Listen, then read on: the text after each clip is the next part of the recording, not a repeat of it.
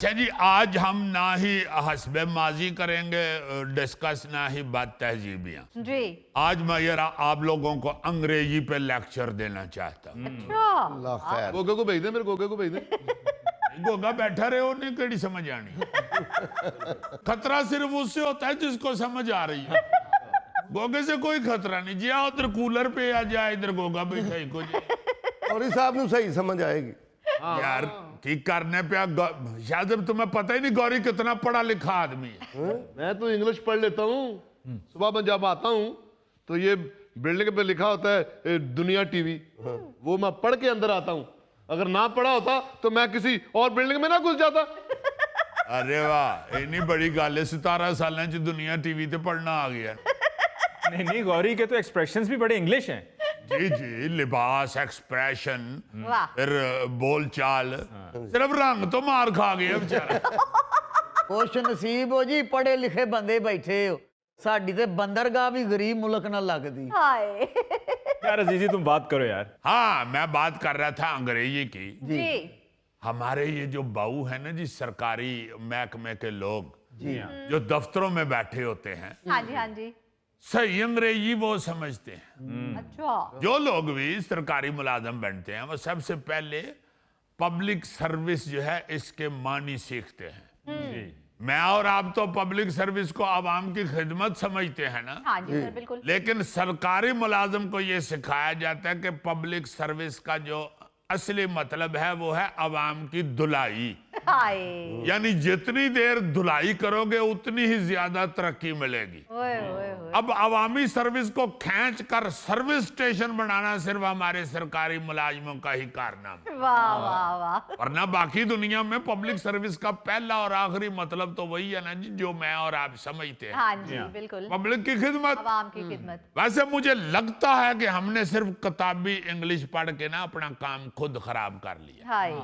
हमें practical English भी सीखनी चाहिए, जैसे ये सरकारी अफसरान सीखते हैं। क्योंकि इसी में पता चलता है कि एक एक लफ्ज के 10-10 मानी हो सकते हाय हाय हाय। हैं और हर बंदा अपने लिए अपने मतलब का मानी इस्तेमाल करता है। हाँ। प्रैक्टिकल इंग्लिश समझाने के लिए मुझे एक पुराना इंग्लिश ड्रामा याद आ रहा है, जी जी। जिसमें एक मुलाजम अपने मैनेजर की डांट से इतना तंग आया होता है कि जब एक दिन उसका बॉस कहता है कि जाओ मेरे लिए एक बियर लेके आओ, अच्छा। तो आधे घंटे बाद एक जंगल से रीछ ला के उसके कमरे में छोड़ देता।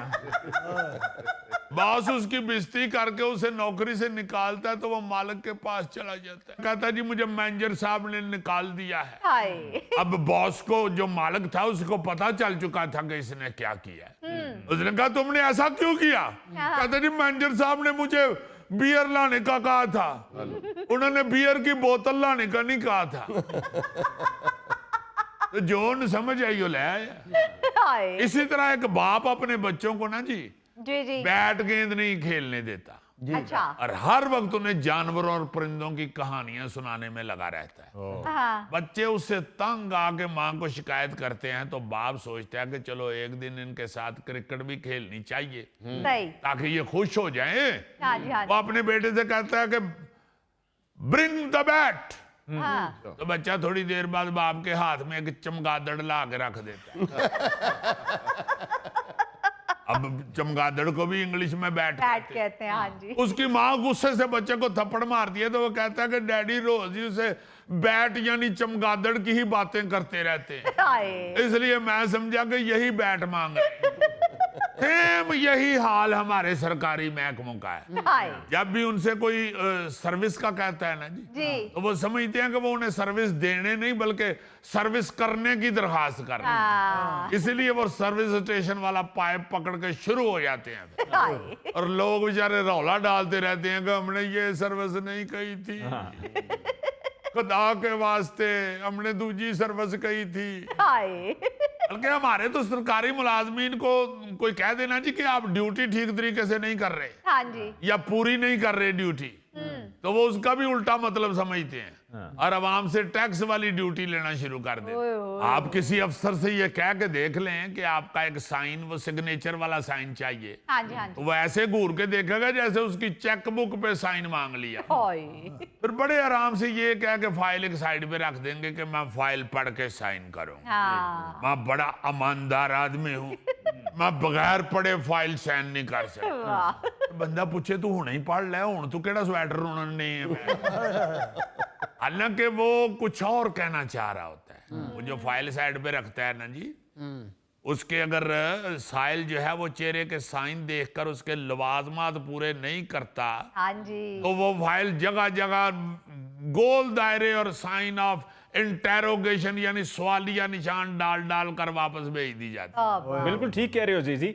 आप किसी भी सरकारी दफ्तर में चले जाओ तो आपको वहां जाकर देखकर अंदाजा होता है कि वहां पर पेंडिंग फाइल्स के अंबार पड़े हुए हैं। हाँ जी, और लोगों को आप दफ्तर में रुलता हुआ देख लेना, जी, खज्जल हो रहे होते हैं बेचारे अनपढ़ सीधे साधे लोग। हाय हाय। आपको अंदाजा हो जाता है कि ये हमारी बुनियादी इंग्लिश कमजोर होने का नतीजा है। हाँ बिल्कुल, जो उनके पास जाकर इंग्लिश बोलते हैं उनका काम वो फौरन से पहले कर देते हैं। हाँ, उनको फौरन पता चल जाता है कि बंदा ये टैप ही है। आप किसी सरकारी मुलाजम से फेवर यानी मदद मांगेंगे, हाँ जी, तो आपको फीवर यानी बुखार चढ़ा के ना भेजे तो फिर कहना। हाय। वो अनवर मसूद साहब ने जो फरमा रखा है ना जी कि इंग्लिश का मजमून इसलिए जरूरी है ताकि इसमें फेल हुआ जा सके। तो उन्होंने वो ऐसे ही नहीं कह दिया था, इसके पीछे उनका तजुर्बा शामिल था। और उनके कहने के ऐन मुताबिक हमारी तकरीबन पूरी गवर्नमेंट इसी अंग्रेजी के सहारे सिस्टम चला रही है, हाय। जिसमें फेल होना हमारी कौमी जरूरत है। क्या खूबसूरत अनवर साहब ने फरमाया हुआ है। दोस्तों, इंग्लिश जरूरी है हमारे वास्ते, फेल होने को भी एक मजमून होना चाहिए। वाह वाह। अली साहब, मुझे अच्छी भली इंग्लिश आती है, लेकिन मैं नफरत की वजह से नहीं बोलता। मुझे अंदाजा है। नहीं, मैंने सुनी, इसकी इंग्लिश सुनी है।